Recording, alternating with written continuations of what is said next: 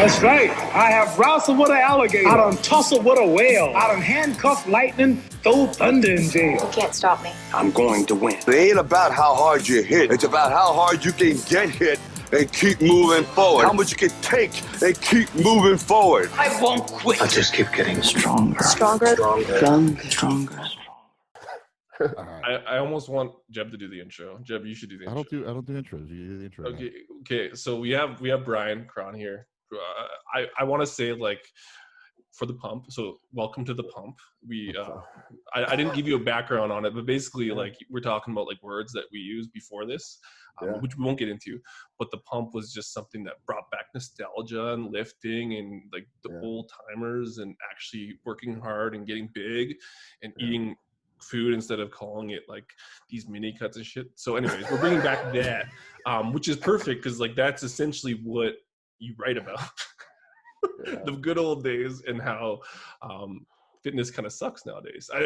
That's like a generality, but it's kind of that's what this is about, dude. So that you're basically king the pump or king nostalgia, we'll call you. Is that okay? Yeah, man, whatever works. That's all right. Well, and I think part of this too is like, you know, we've been loaded up on like power lifters. Yeah. So like all our guys have been like power. I mean, I guess Kaz is like, he's, you know, a bodybuilding coach and stuff, but I think bringing in more of the bodybuilding side, because I think so much like even I think it's getting better, but like especially the last like I don't know 5-7 years in particular, it seems like the sport performance coaches have kind of taken over and the bodybuilders have kind of been derided when now things are kind of coming full circle again. Yep. Yeah, definitely. People forget how to, I don't know how to call it, but like it's kind of like a reason why we started. It's like people forgot like the basics and they went straight for complicated and then everyone got smaller. Yeah, everyone got smaller and stopped having fun. That's a great point. That's essentially, that's why like I should have like took screenshots of all your Twitter posts because like that's essentially how you express yourself. Would that be true? Yeah, pretty much. I mean, that's just my little way of like firing up my brain in the morning. I go on Twitter and I fire shit out, and but yeah, that's generally how my mind works. Is I long for the old days when people didn't know so much and had more fun and just I don't know. Well, I think you and I had an exchange not too long, I mean, probably like 6 months or so ago, where, you know, one of the things, you know, kind of talking about nostalgic stuff is, you know, probably about 2 years ago or whenever Dante got back on Instagram, I just go deep back into his stuff. Yeah. And, you know, people will still sit and argue like the volume game, but like at the end of the day, and I don't know if it's optimal or whatever it is, but I'll tell you, I really fucking love training low volume to like failure or past failure. And I mean, it's a fun way to, I mean, it's brutal, you know, there's a lot of throwing up, there's a lot of real shitty days, but that's fun. Mm-hmm.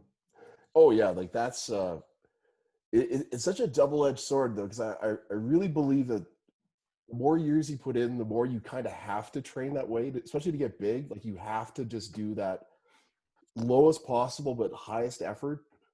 But at the same time, it's the least forgiving on your body, you know. So it's you know it's such a like a dance on the edge of a razor. Like I don't even think we get to that point because actually, what's the least forgiving is thinking powerlifting and heavy lifting is get huge, and then everyone's fucking fucked. Yeah, so but yeah, but only idiots think that. Like that's like the last 5-7 years thing where people are doing. Yeah, that's what I mean. That you say to the idiots, like he's literally everyone. Like I know, like I love 531. That's an amazing program, but there are people who use that program going into a bodybuilding contest. They wonder why they lose. Yeah, you know? I mean, every client I've ever had that's like, or like people ask, like, you know, what's a good? Is 531 good? I'm like, it's great. Yeah, but you gotta run boring but big. Like you're gonna have to add 5 sets of 10 at the end of the 531 workout to get anything out of it. Like you're gonna need more volume than that. Yeah, I mean, but you'll get strong. And that's a good start. Where do you think this trend started? Because you guys have both been like essentially writing about this shit. But like, where does this like? I don't even want to call it a trend, but it's just like we talk about like the good old days. But now it's like the good old days is like 7 years ago. And so like, what changed? Because like I actually have a somewhat informed opinion on that. Nice. Like, I want to hear it completely.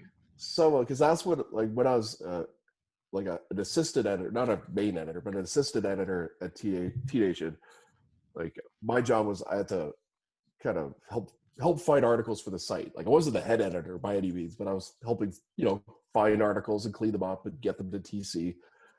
And he used to say, like, we have no bodybuilding stuff because everything was all strength training, like performance coaches. And he was right. Like when you look through the back catalog of the site, like it used to be a lot of bodybuilding stuff. And then it was just all, like Cressy and Tony G and like great stuff, but it's just not bodybuilding, And then over time, the site started to lose its flavor. So he wanted to get in more bodybuilding again. But we could never figure out why that happened. And I think it's because people, there's such a quick return on the investment with strength training. Like you follow a program, you do it right. You should hit the targets ideally you hit the targets every workout, you make progress. Bodybuilding is like a long-term buy-in. You got to give this 3 months or give this 6 months. And I think people kind of got spoiled by like making that fast progress. And so, they wanted more programs like that. And as a result, people tried to use that to get big. Well, you can see it though. Like, I want to say, like, because I'm only 32, but like when I started, everyone at the gym wasn't like, they weren't from Instagram, blah, blah. Everyone was fucking like, all the dudes at the gym were mostly jacked. Yeah. And like, you go to the gym now, and that's not the case. Like, I don't know where that switch happened, but that actually makes sense. So basically, you're saying John Rusin and Eric Cressy ruined it for everyone. Because they were good at their job, and it was just like we were way more captivating. They're like selling the heroin when we're trying to sell the long-term game, and everyone's like, no, like that's not fast enough. Well, it's just try to square peg in a round hole, man. Like it's just a different type of training, And yeah, I personally don't enjoy it, and like people have tried to do strength programs that are like that. I mean, I've enjoyed like higher volume powerlifting programs, like things like that, where it's like, but like sports performance type stuff where it's like, okay, we're going to do our movement prep. That's going to take 74 minutes, where it's like, I'm going to jump on one leg for 5 hours. And it's like, okay, like I get it.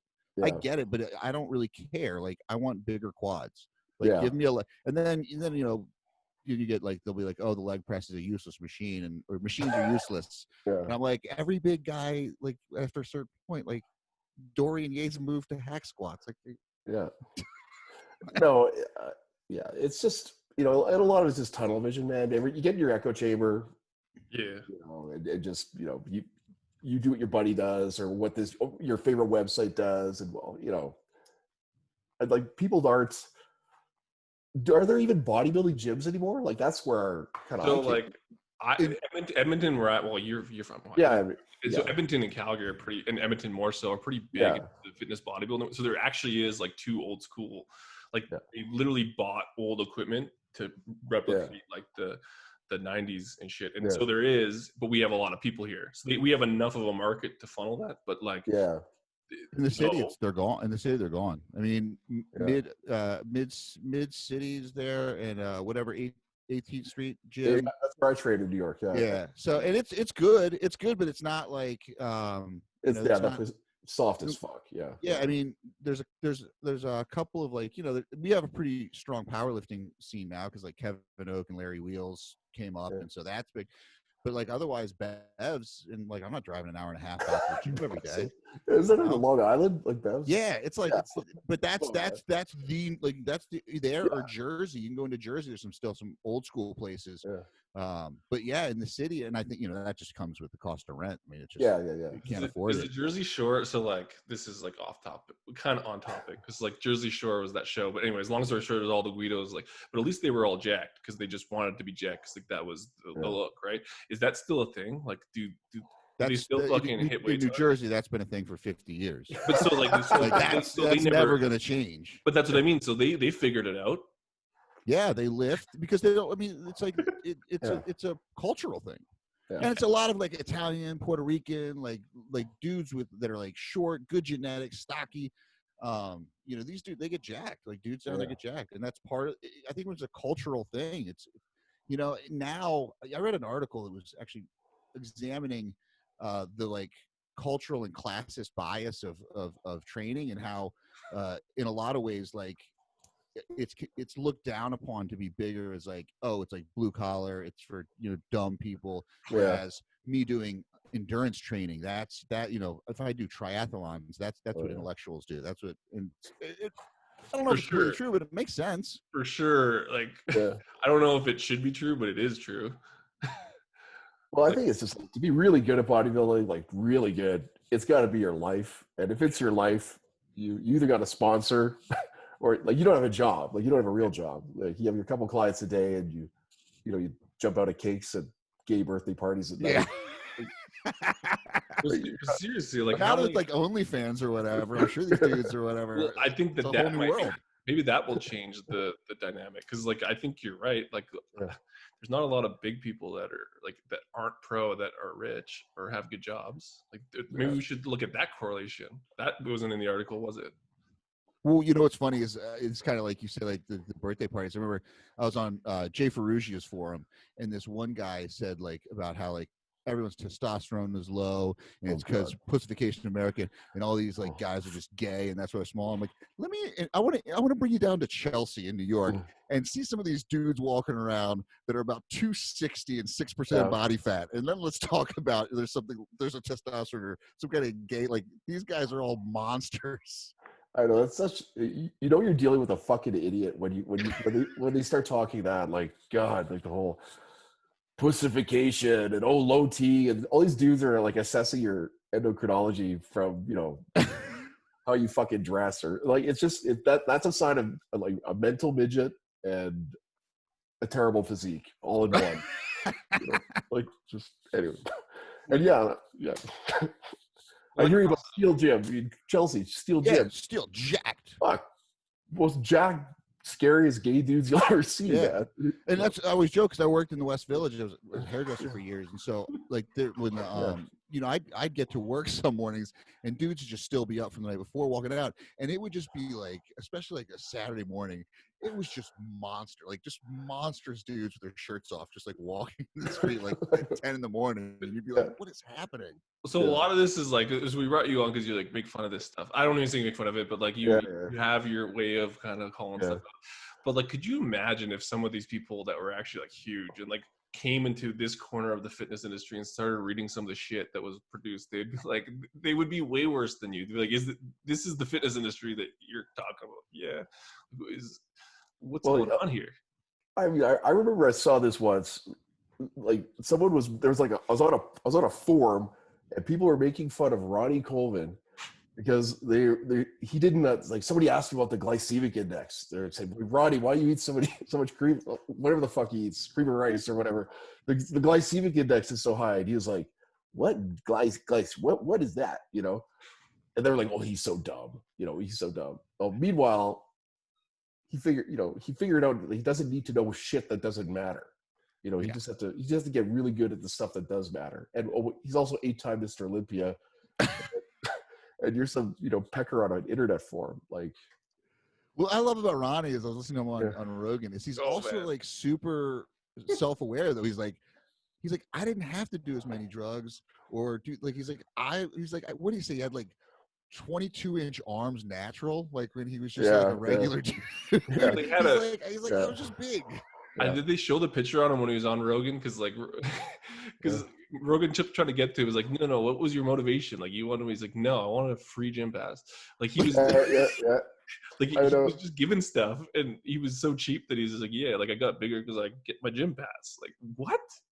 Like that kind of comes back to even what we would talk about. Like there's some people, like genetics matter. Oh yeah, I mean, like that is the most genetically gifted person, like in bodybuilding. Who's more gifted than him? I mean, that's like, holy shit.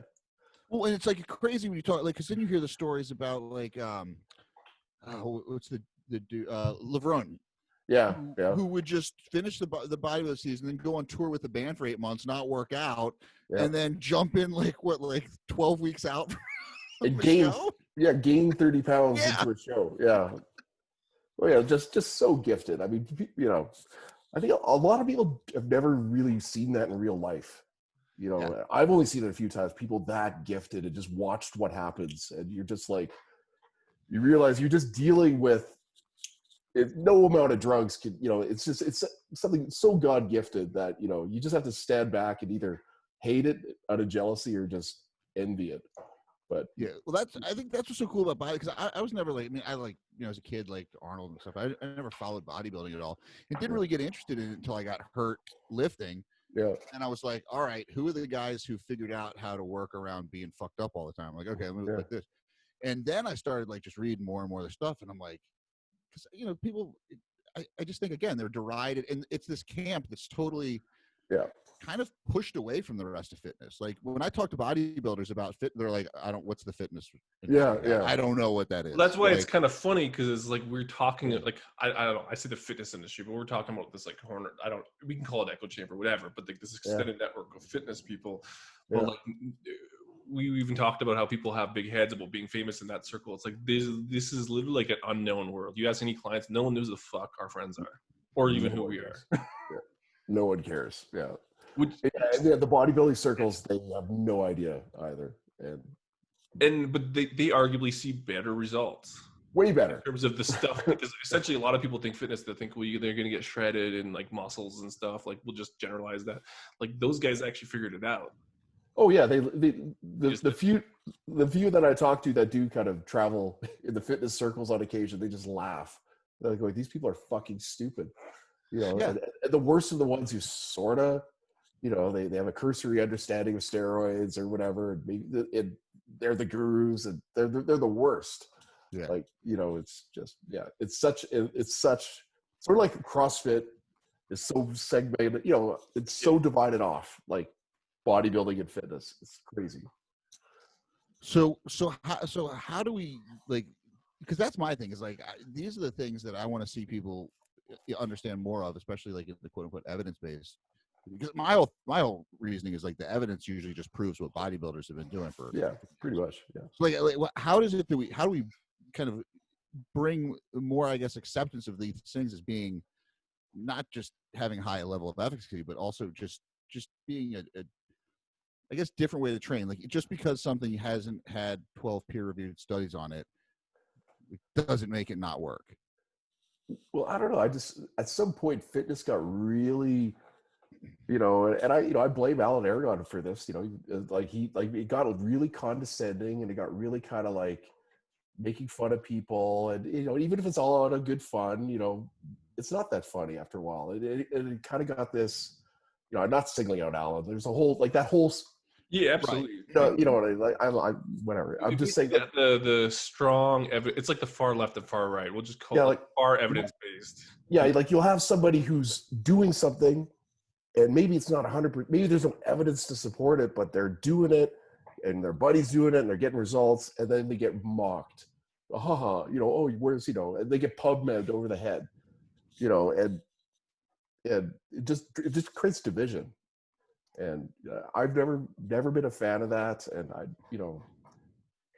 Yeah, I mean, 100%. Like, I'll, you know, leave my personal views out of that. But, you know, that's, you see these guys do personal attacks. And I, you know, not being in this industry a long time, I mean, I remember having this conversation with a fellow fitness professional. I was like, listen, I might see you somewhere, and you talk to me like that in person, I will break your fucking head open. Yeah, I know. Like, like, that's what's gonna happen.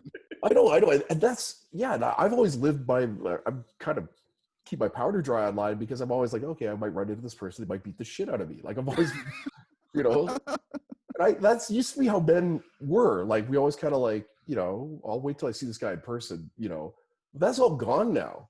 Yeah. You know, and I think, anyway, but and it's like I have disagreements with people all the time, but like, there's disagreements, civil, like, we keep it civil. It's like, well, I think that's part of the internet thing. I think that's why your post gets such. Basically, you can get a lot of comments on there, but it's because you're just speaking in those terms, but you're kind of like getting to the point. People don't like that. They're like, well, we need more nuanced approach to this stuff. You're like, listen, buddy, like, this works. Like, shut the fuck up. Well, yeah, I mean, I don't know what to say. I mean, I guess I'm technically in the fitness world, but I'm so much more aligned with the bodybuilding world, man. Well, it's you're bringing the stuff from the bodybuilding world and applying it to more of the general population, realm. Well, yeah, because they have so much to offer. I mean, there's a lot of, complete dumbassery and so much drugs and all that, but there's so much great, just intuitive knowledge, and especially in terms of training and diet manipulation. Some of the coaches are so good. Mm-hmm. And well, I mean, watching someone prep, I mean, that's insane. I can't imagine ever wanting to do that, to take someone through a prep. That sounds terrible. Yeah. Oh, I mean, especially like a full-on, like heavily assisted contest prep. I mean, oh my God. That's why I was laughing. The guy who claimed to have passed me because he has so many clients. I'm like, dude, you're a shitty fucking coach if you have that many clients, because you're doing a shitty job. The coaches I really admire, they have like 3-4 clients because it's so much shit going on. Well, I mean, especially when you talk about bodybuilding, because you start when you start adding pharmacology in there, that every single thing you're adding in changes everything else, and you're just talking about a cascading effect. Totally. I can barely wrap my head around it. I would never want to prep somebody. Well, I would never do that, but it's so complicated, and it's just. Well, it's a long-term thing too. Yeah. Like even like our buddy Ethan, like he's prepping for like 4 years down the road, which is insane. Like, but like legit, like it's. And people don't understand that. They're like, maybe that's why bodybuilding doesn't get a bad rap, but why people stay away from it, because the good people in that, like it's almost like the fitness people know they couldn't touch that person. Oh yeah, they're not in this part of it because they're fucking doing well. Yeah. Well, yeah. It's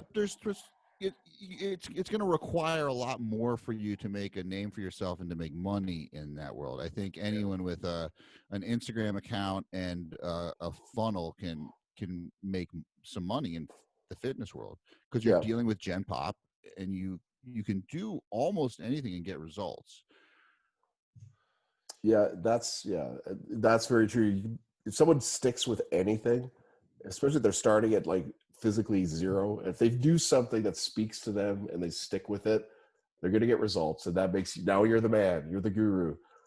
But man, when you like these coaches who prep, especially at at the high level, they're taking people who are already genetically maxed and they're putting them in a ring against other people who are dialed in. Dude, that's a lot of pressure. That's a lot of attention to detail. Yeah, there's a lot of voodoo, but the voodoo fucking matters at that level. Yeah. We brought Cass on, and like Cass gets a lot of criticism too for being like out there, and we can actually talk about that with a lot of the Poliquin guys. Yeah. But like the dude's getting paid by some of the top people in the world, and they want the voodoo because at that point a lot of this stuff matters, and it's not research, and it can be mechanistic and you can trash on it, but it's just like we're looking for a slight edge here. Exactly. I mean, you guys are from Canada. Like, what is it? Don't like hockey players like start growing beards or something? Like, that's that's voodoo. But guess what? You ask one of them to shave their beard off, they'll be like, I don't care what you tell me, I'm not doing it. It's true. Voodoo, voodoo matters, man, and just it especially if everything is aligned and it feels like a system, and the athlete buys in, and then they attack their program harder, and they attack their diet harder, and they stick to the everything fucking matters. If you're gonna go in there and start poking holes, well, I don't see a study to support that. Go fuck yourself. Like, come on, man. It's more than just this one thing. It's a complete approach. And like commemorating Poliquin, but like we make fun of Cass and we have all these people, but like we're starting to see a lot of certain personalities that are kind of talking about the stuff that we're talking about come from that crowd. Was like, what is it about, I guess, challenging science with mechanistic data, but then all the people coming from that part are fucking jacked, and it's like a cult? Well, where did that come? Like, how does that correlate? Yeah. I used to do Poliquin courses. Like, I did my first one in the 90s when he was barely speaking English. I met Charles. Yeah, but that's coming from like there's a lot of gear in French Canada. That's kind of part of the culture. But it just his people just worked really fucking hard. They just I don't know. Like they I mean, just I would say like everyone, all of my friends here in New York in the fitness industry somehow, like Dan Trink and Saladino and pretty much everyone that was at peak performance was going to these Poliquin seminars because they brought Poliquin in, and everyone is fucking, like you said in your, because your rewind post or whatever posted today, and every one of them is a fucking great coach. And I'm guessing it's not because they were eating meat and nuts for breakfast or doing some kind of weird supplement thing. There's something else in what he was doing that brought that out. Or was it just that the people that were willing to invest back when nobody else was doing that were just the top of the barrel? Well, yeah, like he attracted a very, like, someone who is very kind of someone who wants the best, is willing to, like, eat next to nothing to afford a seminar with him. But yeah, what made Charles so good, like, wasn't the meat and nuts or the 11,000 supplements. And the thing is, everyone involved kind of knew that, we all, you know what I mean? Yeah. You know what I mean? It's like this, I don't want to say, it's almost like a suspension of disbelief. Like, everyone knew there's drugs, and we all knew that, and no one talks about it, but we all kind of knew. Of course, everyone's on drugs, and of course, no one's taking that many supplements, and of course, it's not meat and nuts. But there were other things that he did that were really important, that he emphasized, like just the quality. Like, if you ever train with Charles, like, he's trained so hard but so well, like, just perfect form, but so, like, you do 3 sets of squats with him, you think you're gonna fucking die, because it's just, this is awesome. It's not like stupidity, like online. Oh, I'm training so hard, look, I'm throwing up. It's just focused, and then when your rest interval's done, you're under the bar, you're going, and it's hard. The reason why I ask even is because we wanted to talk about frequency and intensity and volume and all this shit, but but right now it's almost like that stuff is, because we're talking about people getting smaller over time and whatever, but it's almost like these things become variables that make people work less hard, and they're almost using the same variables that were kind of used when all these people are being brought up, to almost use it as an excuse not to get bigger. It's like, well, I'm just going to increase my volume a little bit, and it's oh god, all this stuff, but like, they're doing all these same things, but seemingly they're not actually getting the results. And basically what you're saying is, like, before they actually worked hard, and like, technique was technique, but they still worked hard, and they focused on the stuff that they love, as opposed to being about numbers and spreadsheets. I mean, that's one thing. Like, I just can't get into some of the stuff I see about the RPE and reps in reserve. I mean, I get it, but I think a lot of people who are trying to use that training, especially on themselves, they don't have the experience. They don't know what they're capable of. And if they think that they're whatever, like, they might think that their RPE, they're whatever, they're 200 pounds, they'll get 8 reps. I don't even know what the fucking acronym for that would be. If they get in a real training environment with someone like Charles, spotting them and making them work, they might be able to do 14 reps. Mm-hmm. So it's all like, they don't know what they're fucking capable of, so they have no business limiting themselves. That's what I'm trying to get at. I think that's why I love DC training so much, is because it made me do more. And it's, I mean, I wish I had a training partner again, because it's just like, you can't bitch out when you got someone else. That's inherently the problem, that even like talking about this, like, that I'm kind of piecing together, that like this shift online and numbers and metrics have become an industry all on its own, and they've created people that essentially can't get the most out of it because they haven't actually experienced it with the dudes in the trenches. Like, and that's what I mean. All the big people are the dudes at the gym. Like, we have some bodybuilding gyms in town and whatever, but we have Good Life. A lot of the physique athletes will go to a certain Good Life, and they're all fucking jacked, but they're all training together, and they're, again, like, their RP is a lot different when you got fucking Buddy. It's a little bit bigger. Totally. You know what I mean? Like, I don't think people experience that anymore. Exactly. They're their online trainer program, which could be more than likely a good program, but they didn't actually experience the environment that we're talking about. And the nostalgia is the environment.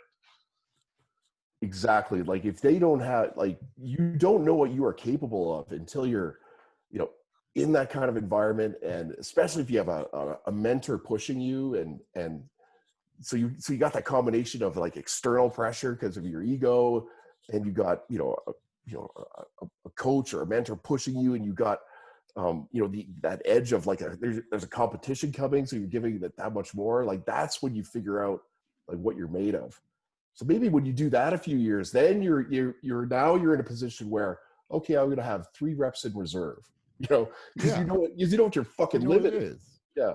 And like, I saw a great argument for the case for reps in reserve is when people are like, oh, so-and-so always trained to failure. It's like, look, watch the train. They're probably 1 rep in reserve. Like they know where their failure point is at that point. But again, you're talking about someone who's been trained 20, 30 years. It's different than the kid who's, $140 and trying to gain some weight. Yeah. I mean,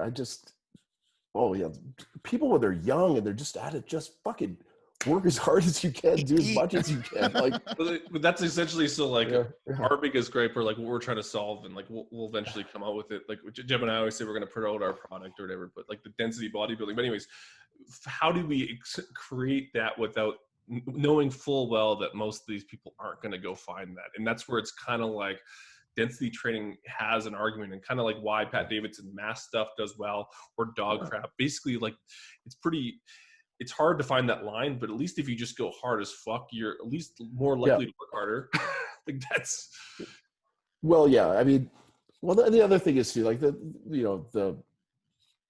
what's the gorilla? Is that the expression? The gorilla in the corner? Or is it the white elephant? I don't fucking know. The white gorilla in the corner? I don't know. Let's call it that. Like, I want to know what you're talking about, but let's continue. If you take enough drugs, everything works.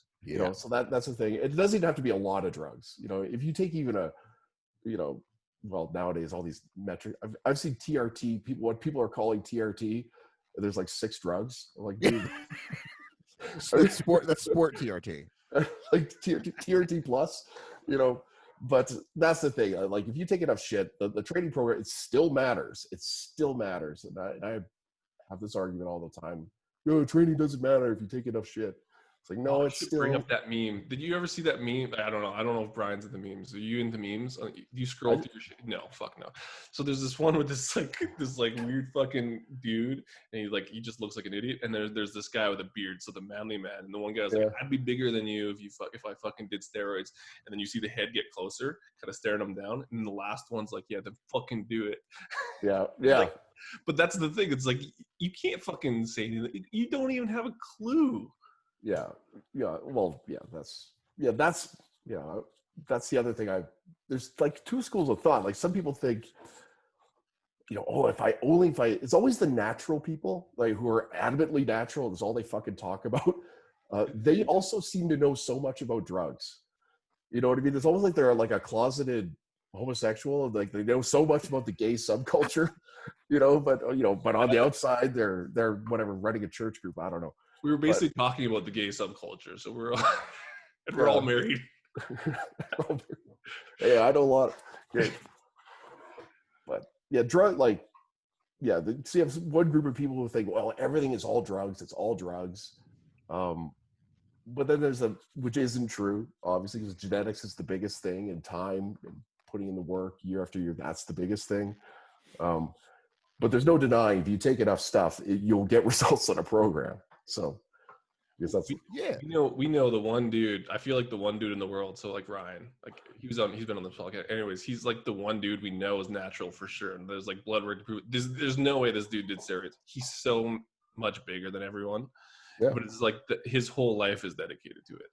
Yeah, and has been since he's 12. Yeah, he lost his whole teenage years. Like he's. Oh no, there's like genetics is number one. Well, and then the hard work. Let's go to genetics and talk about your post either yesterday. It's like the transformation posts about like dudes who post like them prepubescent. And then at like 24 and like, look at me overcoming genetics. I'm actually gonna read it because I have it right here. Okay.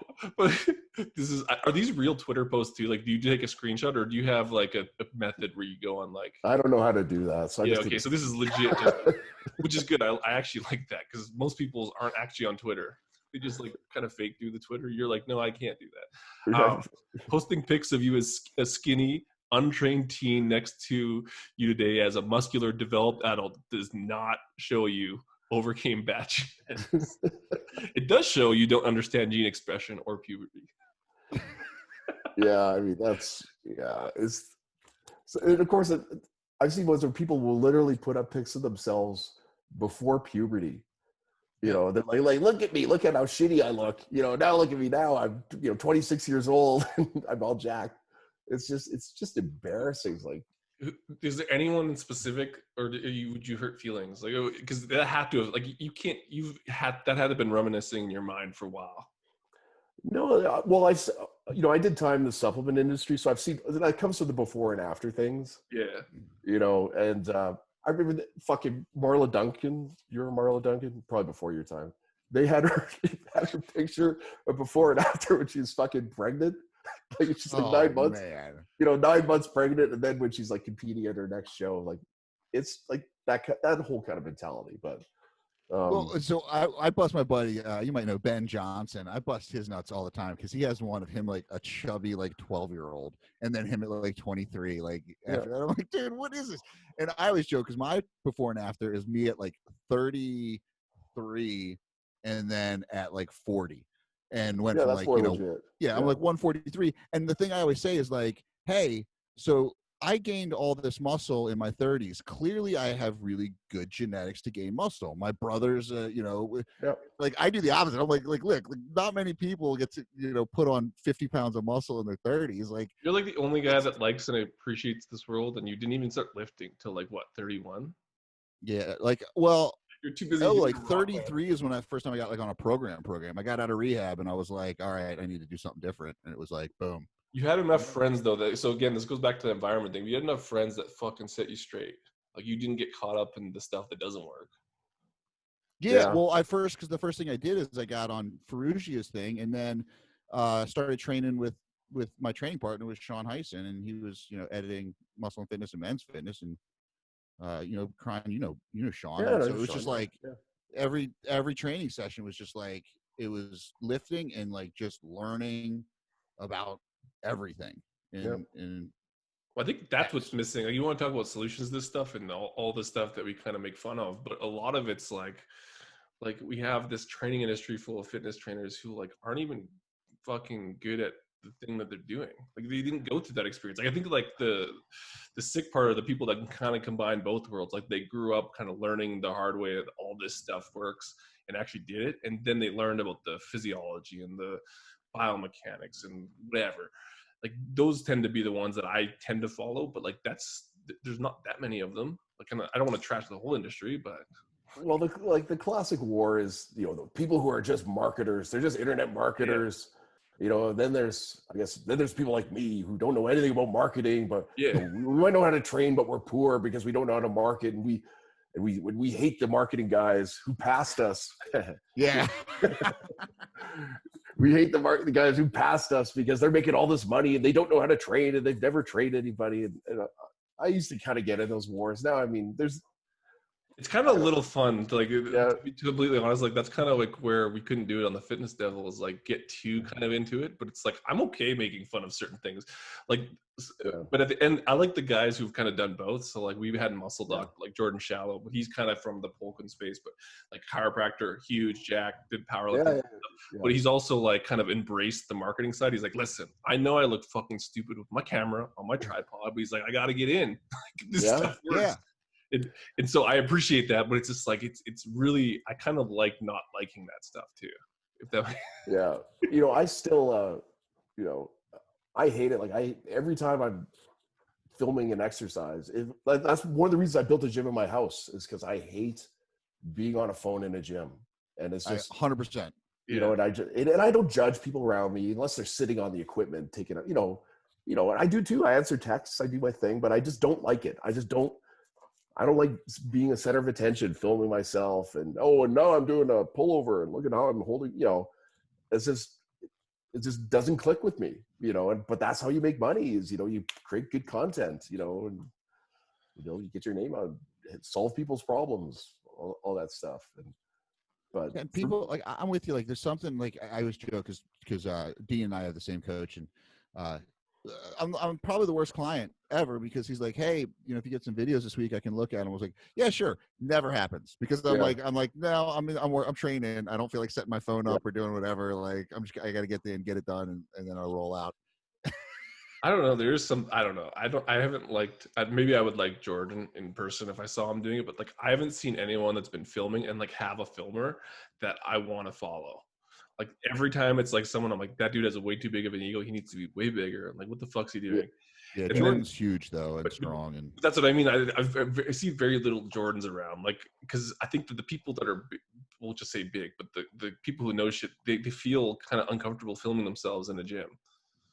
And then the people who feel comfortable filming themselves in the gym probably like shouldn't be giving out information, but they're the ones who are like good at marketing. So it's like, fuck, I guess like they're winning.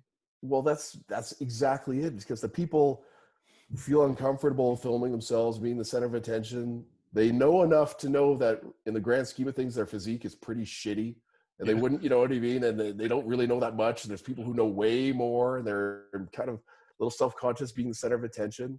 Whereas like the internet marketer dude who doesn't know a fucking thing. I actually think like Lane just talked about this. He had that stupid curve where like you learn a little bit and you think you're just the shit. Like your confidence is through the roof. I think the people who are the best at selling those stuff never got past that point. And it's actually probably almost the best place to be at. Like if I think about when I started learning some cool shit, I wish I could go back there. I felt so good about myself. Oh yeah. Well, like, because now I feel so bad. I'm like, if I learn something, I'm like, dude, like this dude knows so much more. I'm like, I'm just gonna shut the fuck up. Well, you can make absolute statements because you're so confident and you can just do things. Yeah, totally. Like I feel like we're old and cranky, but it's just like we're old and cranky because it's like we know the next level is like very difficult. It's almost like the appeal of that is gone, which is kind of. There's definitely a generational aspect because I didn't grow like I always joke is that I learned how to text when I went to LA, and my girlfriend or the girl I was dating at the time, who's now my wife, my roommate had to teach me how to text because I tried, and I was like, she's never texting me back, and I sent her like 20 texts over the weekend. Turns out I never actually texted her because I couldn't figure it out. But like that's my life is like the woman I'm married to was my first text message. Yeah. I just that's I think the best place to be in this world if you want to make money is not be like me, is to not come at it from like just a love of training and a love of the process and a love of all the shit that goes in, because you get so in the weeds. And you know, even I've kind of, I don't say I put people on pedestals, like I don't put anyone on a pedestal, but I certainly put people on like a professional pedestal, so to speak. You know, like, oh, I really love, I love how he coaches, or I love his programming, and I love what he does. You know, I'll see all his other flaws, but you know, it's almost self-limiting because you have such high regard for the profession and what you do that you don't sell yourself enough. And meanwhile, someone who doesn't know a fucking thing is just firing out books, and they're lead magnets and all this shit, and they're passing everyone around them. You know, So. Yeah, like I said, like I don't even know. Like it's one of those things where it's like you know enough to know you don't know anything, but it's almost like you are limiting yourself. But at the same time, I find that a lot of those people that when we bring a lot of them on, not to say you're not successful, but I find a lot of them they're pretty okay with themselves. Or I find like the other people who are like super successful with all that stuff, like they almost fizzle out, or they just like they're not into it. But it's kind of like the whole mentality, right? Like we talk about the mentality of bodybuilding. We talk about the mentality of process. Like if you're truly in something for that process orientation, you're not like I always say, like it's a hard life to live in New York to not be someone who's obsessed with money, because you kind of got to be to a point to live here. Yeah. But at the same time, like I just don't care. Like I really don't, and it's probably one of my worst flaws. But it's like, you know, I enjoy the things I do, and like Dean and I say, like the thing we're in it for half the time is education, is getting together with our boys, going and lifting and doing those things. Well, I think there's a lot of people who are actually mad about this. Like you make jokes, and like we make jokes, and your Twitter post is like kind of just your expression of stuff. But there's actually people that are mad at these, we'll call them these people, these marketers and all this stuff. Yeah. But like, I'm not mad at any of them. I think it's hilarious, but it's just, I actually am pretty comfortable with where I'm at in this stuff, but it's this weird conundrum where there's like this fake fight and there's actually fitness people that are mad at these other people. It's like, well, fuck, then do something about it or shut the fuck up. Yeah, there are. I know quite a few. I've been accused, like that gentleman who took a run at me. Like I've been accused of being a hater of that. I'm not a hater at all. No. And I hire these people to do this shit because I'm just not fucking interested in it. Yeah. So I respect their talent. You know, but at the same time, you know, I take a little umbrage when, you know, they put stuff out there that they clearly stole. Well, we all steal, but I mean, they haven't even absorbed it enough to know it, and they're putting it out there. Then, you know, you kind of get a little uppity, but I never hate it. I certainly respect it. I respect their skills.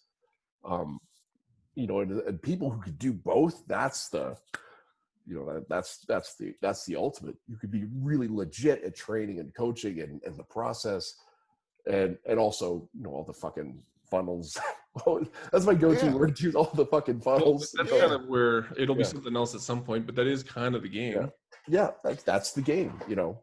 So, you know, the game just doesn't interest me that much. Well, but I respect it, absolutely. But this is the reason why we like to talk about it too, because I'm not going to call anyone, but there's a lot of people I've seen over the years, and like I'm pretty new into it too, but they think that the marketing thing is this post every day, put my content out, and they think this fucking elevated front foot fucking split squat is this new thing. It's like, no, this is always just it's a split spot on a whatever. But it's not working. It's not working because you have to pay for the funnels. You have to fucking sell your soul and do all that. And so there's a lot of the people in this nebulous of like content that they don't go anywhere, and they're the ones who are mad at the people who pop off. But it's just like there's a whole process that's not just the content, because the content matters, but how many people do you know that have just good content that just fucking took off? Like it doesn't fucking happen that way.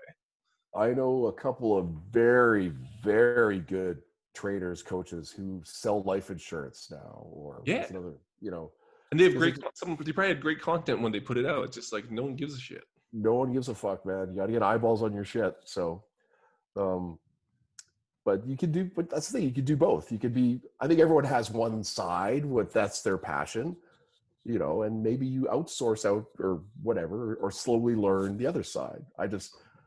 My personal bias is if you're in fitness, if you're in bodybuilding, like that should be your kind of like your soul. Like that should be your, you know, and then you learn the other things later. Like you learn, and I think that's the weird thing is because I definitely think there's people that come into this and they're neophytes and there's not a love for it. And I think those are the people that get under my skin a little bit. It's like, go like, you know what? You're a great marketer. Go sell fucking screwdrivers, flashlights. Well, that's where actually we talked about Andrew before this, but like we make fun of Andrew, and like I make fun of Andrew all the time.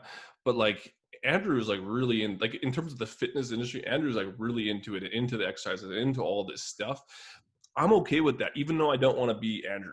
You know what I mean? But there's people you can tell they just want to like copy Jordan Syatt and be like that. It's like, listen, dude, like you kind of gotta learn your shit and be in it and like actually like the thing you're doing and be interested and do the process and do all that. And it's really easy to tell when you haven't done that, because you're still talking about this stuff like it's fucking God's gift to the world about this, we'll call it that front foot elevated split squat or whatever the fuck exercise is. It's like, dude, we're all in a circle here. Yeah, it is. It's funny. There is there's like a kind of like when someone is too enthusiastic about the details. Yeah. You can tell, okay, you're new at this shit. Or when they have utter disregard for the details, you're like, okay, you're new at this shit.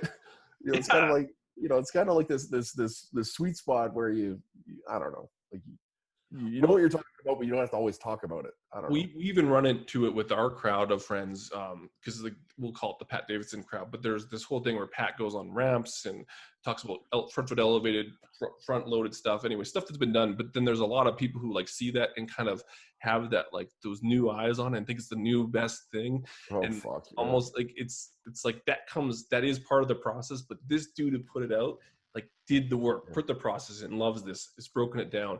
You can't just get to where that is just by learning the exercise. Like it's, I don't know. You know what I mean, Jeb? Like we've seen it. Like it happens almost every look, we talk a lot about Dean and I, our first conversations were because he was doing all this respiration model stuff. And I was like, okay, that's weird. I was like, this is funny because I kind of came about all this stuff the same way. I wasn't going through PRI. I got hurt, blew my back out doing strongman multiple times. I couldn't do anything. So that's when I turned to bodybuilders. And I was like, so everything in bodybuilding about like hitting the right muscles was about getting your pelvis oriented right, getting your chest oriented right. And the way to do that 90% of the time was in a machine. So I was like, sweet, this is awesome.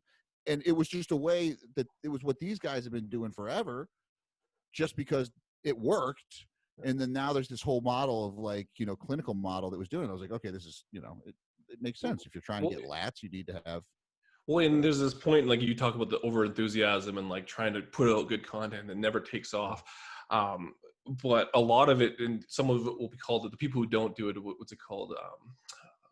What do they call it when they don't want to put stuff out because they think they're not good enough? Oh, imposter syndrome. Imposter syndrome. It's like, no, it's not imposter syndrome. I know enough to know that like this is like not the way to do this. I'm just gonna shut the fuck up and kind of put the work in, because putting out that over enthusiasm with this new thing just doesn't fucking work. It's not imposter syndrome. It's just like, I'm not gonna get the thing I want out of it, because the thing you're doing is you're trying to impress the dude who put it out there. And it doesn't help anyone. Yeah, I had that. I had that really bad too, because I did so much editing and writing that you know, like I don't know, it's stuck in my head, and I at least once a week I'll be just reading something online. I'll be like, oh, this is stolen, and I'll be like, this is stolen, like because I'll be like, because I edited, because people steal from Teenage all the time, and I'll be like, and I'll read a phrase, I'll be like, that looks familiar, and sure enough, I'll track it down, like, yeah, they stole it from this old whatever Chad Waterbury or whatever. So I mean, I have so much respect for the work that people before me have put out, that often I won't put out stuff because I'm like, oh no, that person already said that 10 years ago. And it's been hammered into me that people don't give a fuck. It's not stealing if you put something out in your own words, your own spin on it. They want to hear it from you. They don't want to hear it from this Russian in the 60s. They want you to hear it, you know. And I've always been like, well, if someone else said it better, that should be, you know, that should be it's said. You know, it's, you know, we don't have to revisit it. But so I mean, I just think a lot of it, dude, comes down to like, we call it content stuff, but like at the end of the day, like if you're a trainer or whatever, trying to put information, you'd think it's trying to reach the end user and your clients and to make more money. But what I find ends up happening is we have this, like, just essentially everyone who's putting out content is trying to inform the rest of the trainers about the fact that they want to put content out, and it actually doesn't ever end up being a training thing. And then nothing ends up coming from it. Like, I don't want to educate trainers. Like, I don't want to do that, but that's all this content ends up doing. No one's actually making content to help fucking Sally or Chad, because if you did, you wouldn't put out that complicated of a thing. No one gives a fuck. Oh yeah, like, and I think that's starting to, at least I hope it is. That's starting to, people starting to figure that out. It's not. Oh god. I don't know. Well, Jim, what's your thoughts? I think an important. Well, I think an important distinction to make too, because I think it's pretty much across the board in the industry. Everyone thinks that Bryan puts out great content. But I think it's also worth noting here that this is not something new, because we keep going back. You've been writing professionally for what, 20 years? Oh yeah, at least, yeah. So again, we talk about this, like, you don't get good. It's like you're not putting out good content because you just started. Not only do you have a long training history, not only stuff, you've been actually writing about it, editing other people's stuff about it for longer than a lot of these kids have been alive. So that is a huge aspect. Like, you get good, and you were saying you do tweets every morning. Like, my writing practice is I wake up, I have a daily blog, so I make sure I blog and it's short, but I wake up, awesome. First thing I do is my coffee, I write my blog post, I send my email out every day. And I really just started it because if I gave myself the blog and the email, it was accountability. Yeah. And it would just make me write every day. But it's like, the best way to get over that fear of content is be like, I have to put something out, and it might be dog shit, but guess what? At 8 a.m., I hit send. But I think that's the difference between trying to create like a practice around improving the craft of the thing, as opposed to, like, I know that everyone says like they'll follow it. They're like, yeah, I'm trying to work on doing this, but really like in the back of their head, they're like, I want this dude to see this and think that I'm smart. Like if you don't come from that place, cool, but I can pick that up. I almost feel like that's what 90% of the people do. They're trying to get someone to share it. Yeah, for sure. Like that's, and so that's not content. Like that, it's just sucking something. Like it's just like brown nosing the people who are putting it out. Like, I'm like generalizing everyone, like because I don't want to call it everyone, but I do think that a lot of it isn't coming from a place of doing the thing that it was designed to do. It's more of just trying to flash your cards out to everyone, and that doesn't really help your business at all. Yeah, just try to impress your mentors or whatever, or your heroes or even your peers. I think that's what most of it is, because like that's the main thing is like if you ever look at any business coach, we make fun of business coach of funnels, but it's like don't make content to impress your peers. But I think like that everyone just goes one ear out the other. Yeah, like, well, I'm gonna make content to impress my peers. Like that's what I see. You as get most more of likes because that's our circle, right? Like I'm sure most of my followers are peers. Right? Like, I mean, but that's what I mean. Yeah. I know your intention. It's just like, I want people to understand, like, don't make that your intention. I know it's like really to do that, but but they get likes, you know, they see like, hey, when I post this thing, all my other friends who are trainers like it. And it's just the dopamine hit. They're just chasing that. They're chasing the likes. They're chasing the followers. That's fine. I realized that, you know, I have friends of mine who are girls who have great bodies and show their ass on their Instagram all the time and only have like 5,000 followers. I'm never getting 10,000 followers. Like that's just not in the cards for me. Yeah. Like, so if they can't with like, you know, those bodies, it's not happening for me. Yeah, that's funny. I mean, I've burnt out a few business coaches because I hope it's burnt out in a good way because I am so bad at even like basic tech. That's it. Like I still don't know. And hopefully some of them are listening right now. There's a couple of them. I still don't know how to like run my analytics on like not even on my own site or on my Facebook and on my reach. And I had a few guys who I was paying to help me, and I'd be like, "Hey man, like, can you tell me?" They wouldn't tell me. I'm like, "Can you teach me how to like run my Facebook analytics or my what?" They'd be like, "No, we're not going to teach you that," because they're worried that I was going to write for that. That would like, you know, and I still don't know how to. Who was the guy that I worked with that you sent me that you were working with? This is a long time ago. Actually burn out. Like he actually the slide. What was that? Slide, Slide. I burnt him out, man. I hope he's doing well now, man. He disappeared. Yeah, like I was working with him and he just like kind of like all of a sudden like melted down like with like I was like, hey dude, like you there? No, I think he had a lot of stuff going on too, but no, but it was mainly you. It was mainly you. We're also just talking about like real business coaches, somewhat like not the it's not a pyramid scheme, but not the third, fourth generations of it. Oh you know people. Yeah. You still fucking piss them off. You should probably just hire one of those people that like throw those ads. Actually, you wrote about this. The one person that friended you. And of course, she was like a pretty good-looking female, and you totally got trapped. And then she sent you a big long post about how. Yeah. Like you should try one of those one day. Maybe like, at least if you burn them out, like the price is right. God, I mean, I do take some credit because I think I started venting about what's his name, Frankie Forney. Yeah, I've gotten a few of those. Yeah, but now people are like started this trend where they're friending him to offer training. Oh man! And I think so Frankie's just the next year's version of it. It's like actually like it's actually I'm very impressed that they're still using the same system because we were making fun of this 3 years ago, probably on the podcast with you. I just can't believe it, man. I mean, but there's been like legit like full on scammers. Like there's that dude in not in Australia, but where the fuck? It was. I think he. No, it wasn't Australia, but he full on like didn't do the thing he was supposed to do. Yeah, like in Bali or something. And he plagiarized everyone's stuff. So he took everyone's content from like all their shitty content, took other people's shitty content, and then just would make that his content, and then people would call him out, and he would just like ghost them. But they had already paid, and it was via PayPal, like whether they're gonna or Venmo or whatever.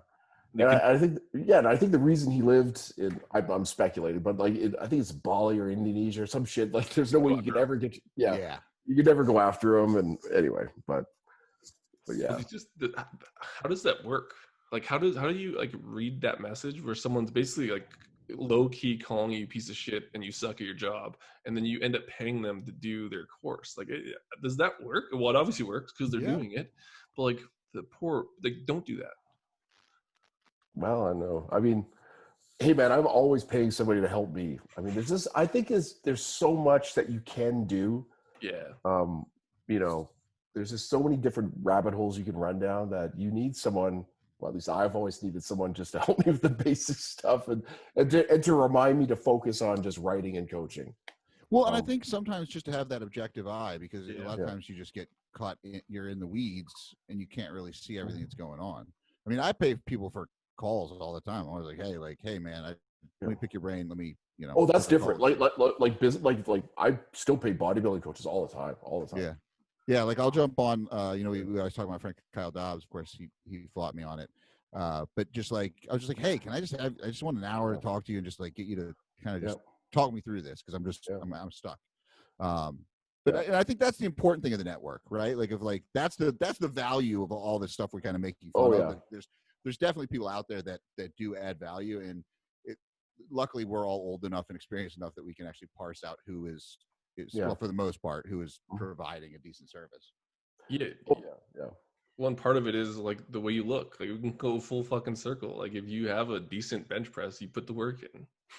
Yeah. So wait, actually, so let's go back to Poliquin, because I don't know if I think it was you telling this story. Was it Poliquin and Chek that would do seminars together, and Chek would like do it with his shirt off, or be like, if you can't present with your shirt off, you have no right to be here, or something like that. Yeah, I was like, see, that's you'll know that I'm feeling insecure about my my Facebook hierarchy, because I put up that post about once every other year. Because it gets about 5 million fucking shares, and I feel like the man around my house for the day. Because it's that because it just triggers trainers. If you want to trigger trainers, you bring up the do you even lift thing? That whole like, or like, do you look like you lift? Like, holy fuck! It works every time. But anyway, that's Paul Chek's thing, was like, if you're doing a nutrition seminar, you should be able to do it with your shirt off and not make a fool of yourself, or whatever. I don't even disagree to some point. Like, I don't entirely disagree, but I mean, it's like, again, it's like that's kind of the whole impetus for our change from like being this whole thing. The reason we call it the pump is that it's like what the fuck? Like, how can you be in an industry and not even do the thing that you're telling other people to do? Like, I'll still like remember, and I won't call it any names, but a former trainer of the year for one of those things was talking about how, like, don't pick a trainer on how they look, because maybe they're studying all the time or doing this or that or the other. And like, I was like, so fuck you. You look like a bag of fucking wet leaves, and it's because you're studying. Well, I hope you have 3 PhDs, because otherwise it's fucking useless. And because you don't have time. So when I tell my clients, they're like, oh, well, I just don't have time to eat right. I don't have time to prep meals. Yeah. Oh, well, you should, because I don't have time to fucking work out. Yeah, like I've gone through the list of things that would be a reasonable excuse for someone, okay, they're pregnant. Okay, that'd be one. Or they had some huge life stress, and would never make light of that, because I know that's hard. But even then, they shouldn't fall completely apart. Maybe they'll lose weight or gain a little bit of weight, but you know what I mean? You should always be, kind of like in the ballpark. You know what I mean? Well, that's even like, like, Greg Knuckles is a good example, because Greg Knuckles is super strong. But like, he took time off and he came back and he was still strong, because like he'd put the work in where he didn't he didn't just go from a 700-pound deadlift to like 300. Yeah. He still did enough. Like, it's just, I don't know. Like, you can tell the people who put the work in, because like you said, it's a long-term game. Bodybuilding, or even like strength, at the end of the day, you don't, outside of a lot of drugs and a lot of effort, like, it doesn't happen overnight. Like, it's a multi-year process, and you're kind of in the group if you did it. And the people who are mad just didn't have the 10 years in the game and now they're mad. It's like, well, like, that should count for something, should it not? Yeah, like, if your business is getting people in great shape, you should either be have been in great shape, or you should have a client roster, full of people who you've been successful with, and even you yourself, like you shouldn't fall completely off. If you had like really horrific circumstances in your life, maybe you've taken time off, but you should still at least be doing the minimums to keep your body, because that shows you've internalized it. That's what I'm getting at. I'm even okay with the person like who let's just say like theoretically the person like you don't need to be in shape to like coach, and like I kind of agree with it, but no one's going on those posts who's saying, listen, I have 100 clients, here's my before and afters, I fucking killed it and I look like this. No one says it. It's always someone else like, what, there is someone out there who did it. Like, no, you have to have done it, and then you can come on the post and say that. I'm okay with that. Well, I think also as a part of being empathetic with my clients is I say to them, I'm like, listen, yeah, I go to the gym, I make time for it, I prep my meals and all. I was like, you have to understand, this is part of my job. I'm not expecting you to do what I do. Like, if you can, great. Yeah. But if you just think like, if it's just like, oh, well, yeah, I'm just going to eat fucking Domino's every day and, sit around. Well, like, then it just feels like it's. But you use the word empathy, and I think, and I think one of the reasons, like, I don't know, my business kind of picked up as I got older is because, I got older and I lived life and things happen. And, then you learn things. Like a perfect example is like, you have a kid, Dean?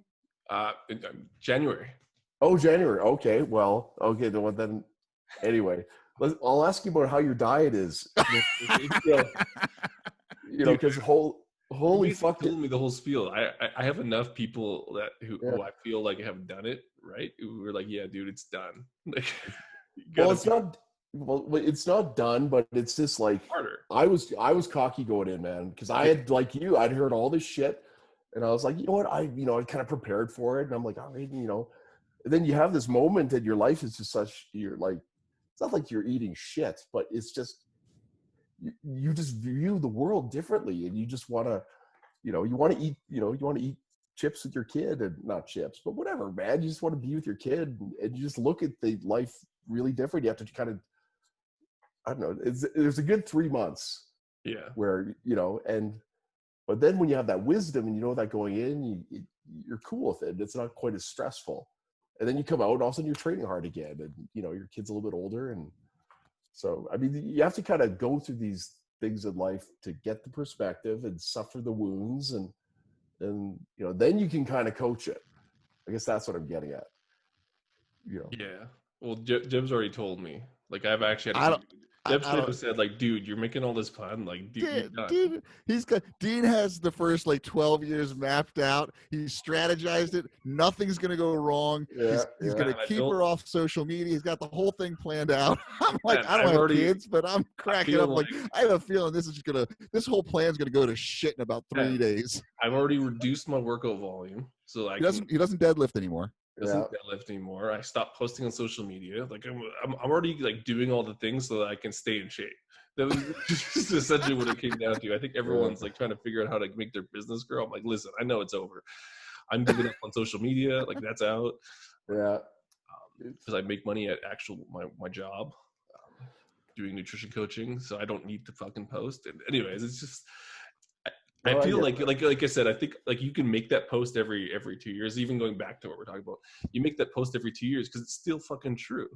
Yeah, it's still true. I mean, and like having more wisdom, we'll call it. Like, you have some wisdom. You probably every 2 years you have a little bit more wisdom. It's still the same comment because you're like, yeah, I have more wisdom, and it's still the same. Like, the people who are in it fucking get it, and the people that don't, like, you probably should look like that. Like, your heart's not in it. Sorry. So speaking about like looking the part. So you posted the other day you're gonna try and put on like 10-20 pounds. Yeah. Well, a little that's been a puffery because I'm just trying to generate,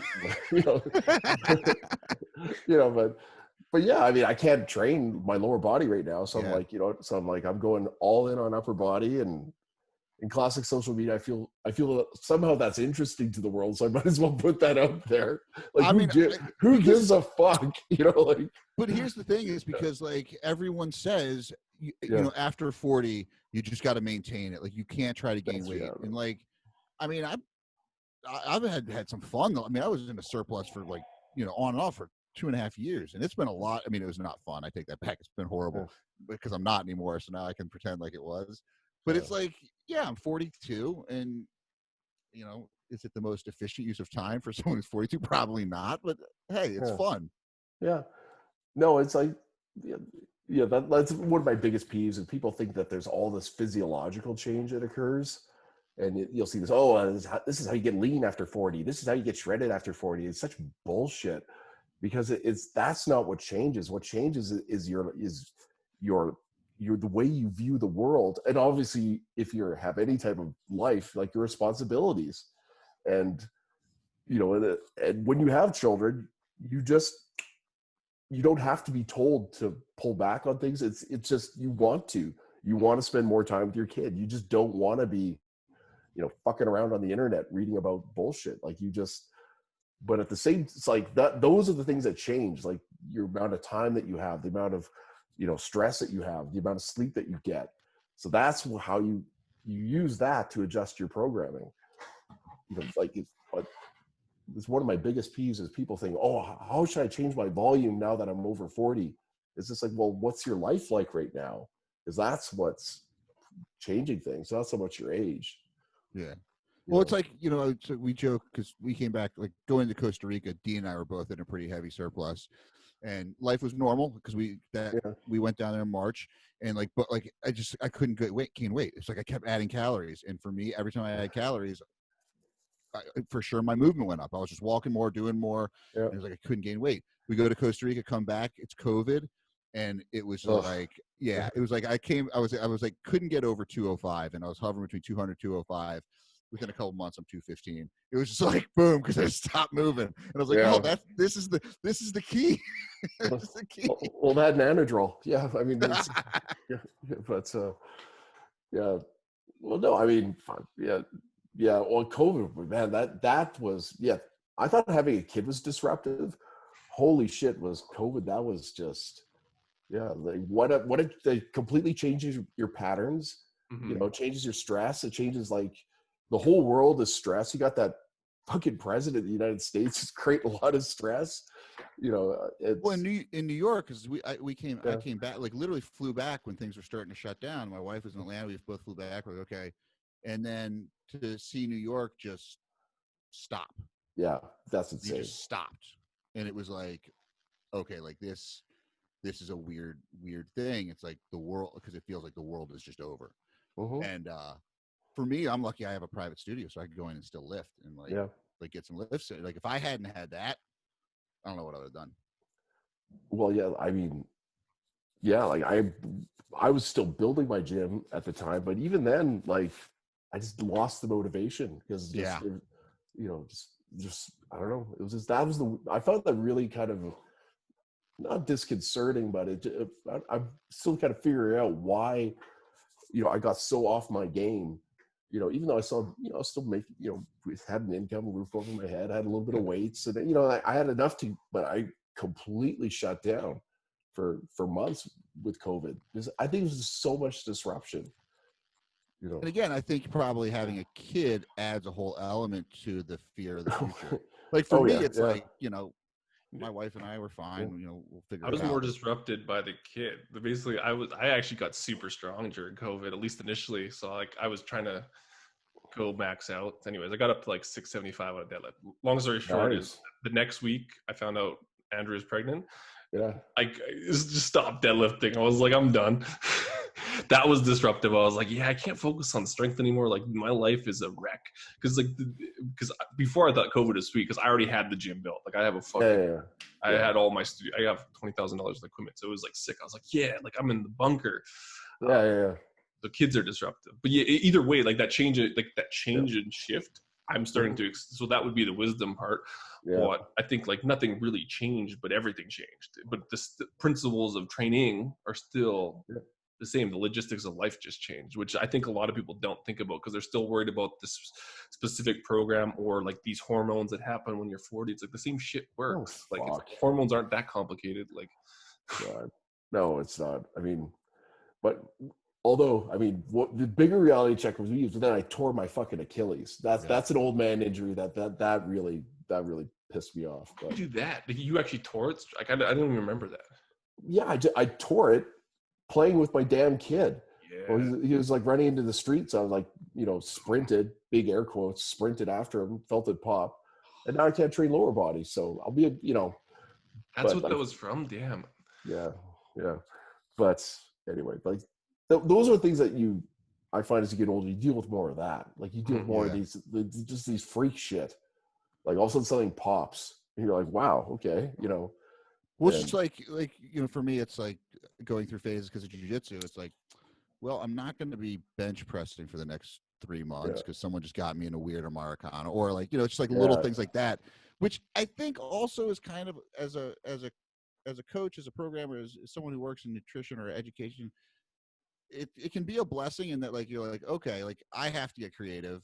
So I've got more tools now to be a little bit more creative with other people. Like I can again, back to that, kind of empathize with people in similar situations. That's where you have to live it, though. Like, and that's where I think the biggest merit outside of like the whole argument where you're going to piss people off and you're like, yeah, you don't look like a trainer, you're not big, blah, blah, blah, blah, blah, is that they don't, if you don't live it like that, you don't get to experience the logistics of all the fuck ups, because the people who live it in and out have to figure out how to do it with a kid, or when they fuck their arm up, or when they blow their Achilles, or when they tear their bicep lifting the one way. Like, those people have the experience.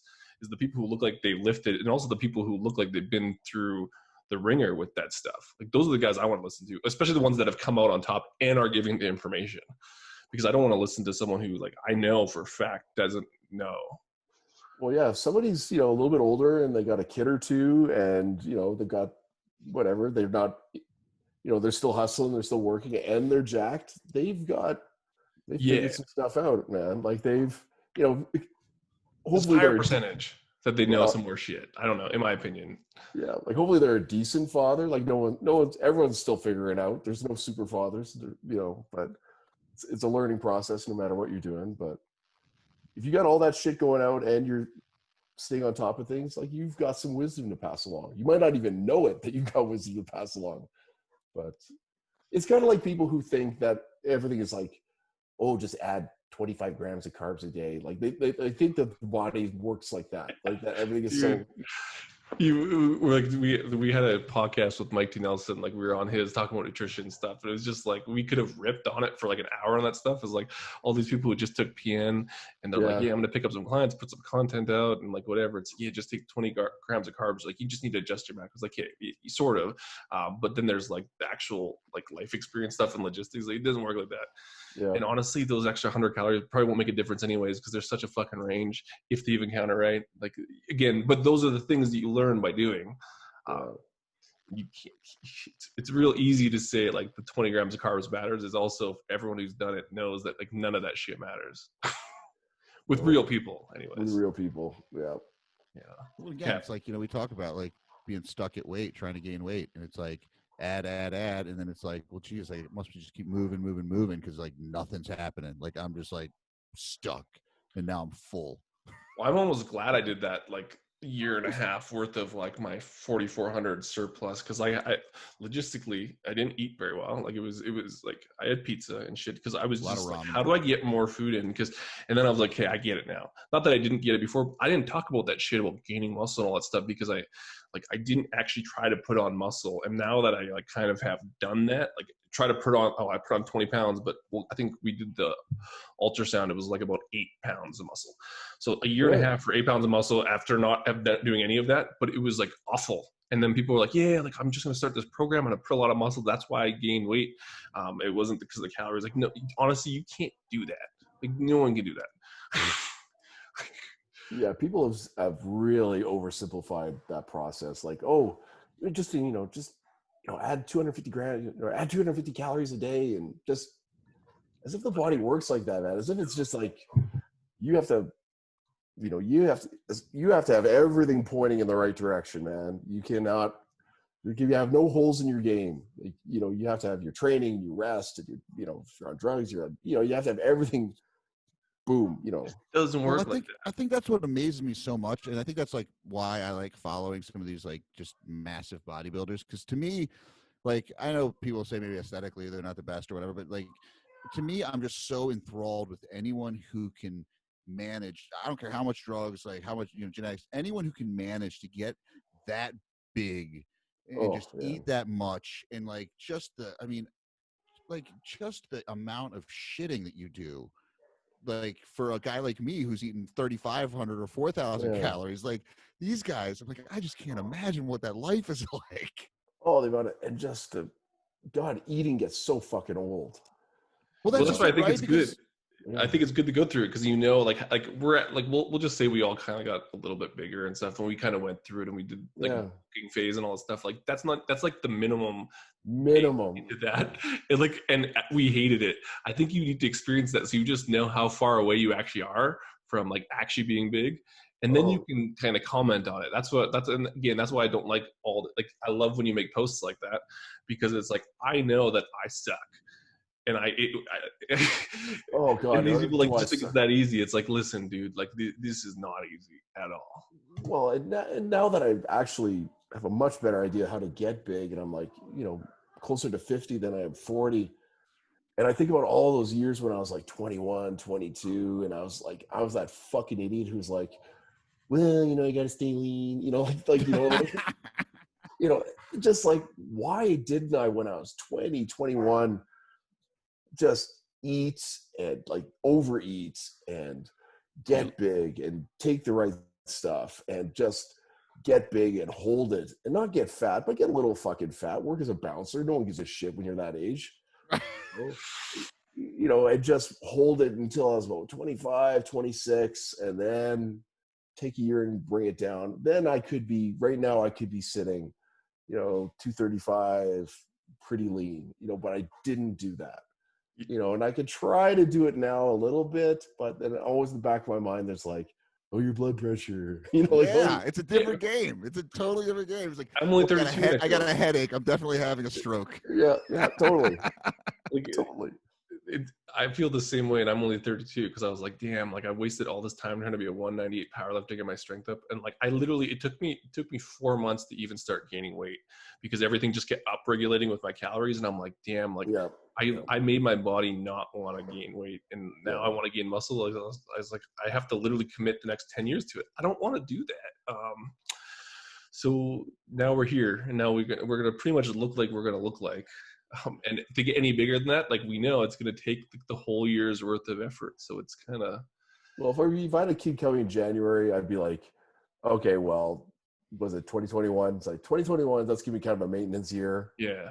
But what I would do is kind of plan to have, say, 2022, because your kid will be a year old and they're a little bit easier then that'd be my year I'd push because you're still young, you still got time.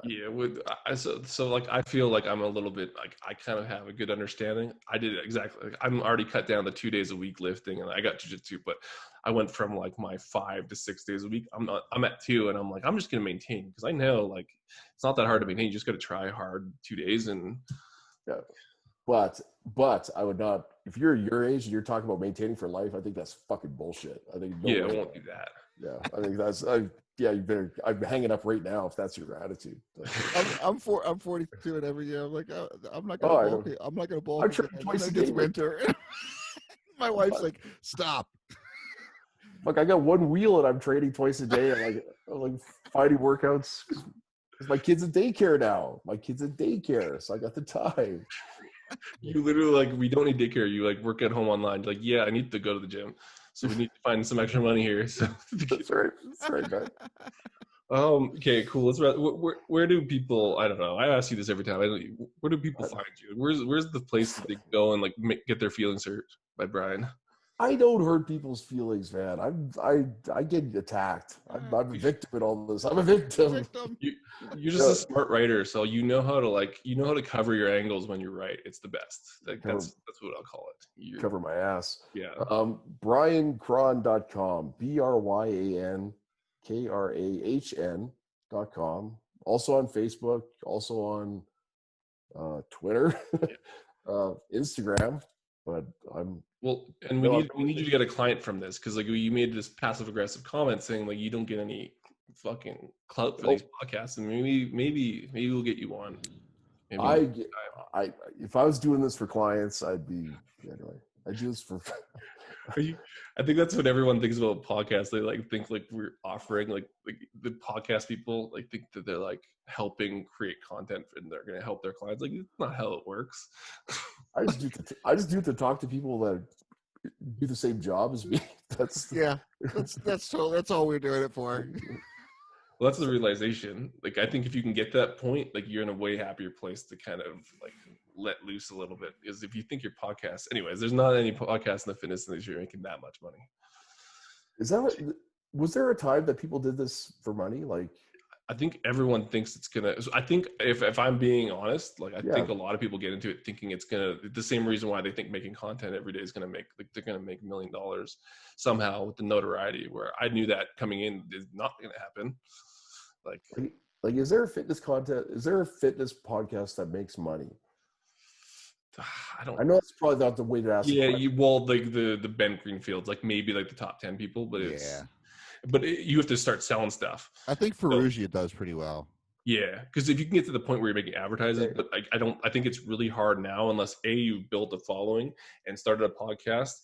Yeah, because now podcasts aren't really growing. Like, and to even push to where we have or like where we did with our previous podcast, we're like an anomaly in a sense because like they don't stick around. Oh yeah, like I haven't followed Ferrugia in a while. So what would he do? Would he leverage it to get clients, or does he sell stuff? I think it's probably just a marketing thing. But like, there's a couple sponsors, and I think it just helped grow his audience some. But I don't really know. I talked to him last year, but it's the last time I really talked to him. But I mean, like I think it's like DeFranco because they have that whole thing they sell, that certification. But again, helps him. Yeah, I don't know. Like I just. It's a weird. I think it's weird to try and monetize it for what we're doing. Because we really don't do a very good job. We just talk shit on things. We're not selling anything. What we're trying to be is that place where we can get the Bryans, and Brian's not going to tell the same story. We're going to hear some new shit. I don't want to hear. Well, actually, you're pretty good for that. It's more like, when you bring people on podcasts and like you have the fucking script that they get every fucking time. It's like, fuck that shit. I'm like, I don't care about your thing. Yeah. My thing is like, I got a ton of stories, but I'm still like, I still don't want to be that guy quite yet. Like, not ready. I'm not ready to set Rome on fire, whatever the fucking expression is. I don't know. I think you could probably do a podcast. Again, I think it's the people at the network that do it. It's just. Is it going to blow up? Who the fuck knows? I don't know. I think if you join the Bedros cult, it'll. I think that gets you in there. Yeah, you have to get branded. I don't know, man. Yeah, I just can't deal with the online hate. I don't know. It just gets exhausting. Oh, God. Just don't read the comments, and you're good. Yes. Shut the fuck up, old man. Like, that's what should happen. Usually, people are like trying to be really particular with your posts. It's like, at this point, if someone's been following you, like, do they not get it? I just blocked them now. I know. Just block. If you ever find that one that pops up with the lady about the potatoes, though, make sure you reshare that one because that was the greatest thread that's ever happened on Facebook. Do you remember that? The lady that was talking about like how potatoes are bad and like they're the worst food. She was like some nutrition thing. It was on one of your posts, I think, Brian. And oh Jesus, just like went off on these potatoes, and people were like, "What the fuck are you talking about?" She's like, "You guys want to eat potatoes for a carb, and it's going to kill you. It has all these like poisons in it." It was insane. Oh my God, that's right. Yeah.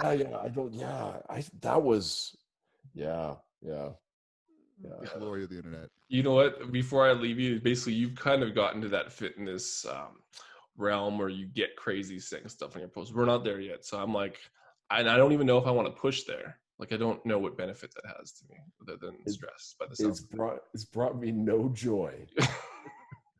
That's where I'm at. That's right. I have wrestled with an alligator. I done tussled with a whale. I done handcuffed lightning, throw thunder in jail. You can't stop me. I'm going to win. It ain't about how hard you hit. It's about how hard you can get hit and keep moving forward. How much you can take and keep moving forward. I won't quit. I'll just keep getting stronger. Stronger. Stronger. Stronger.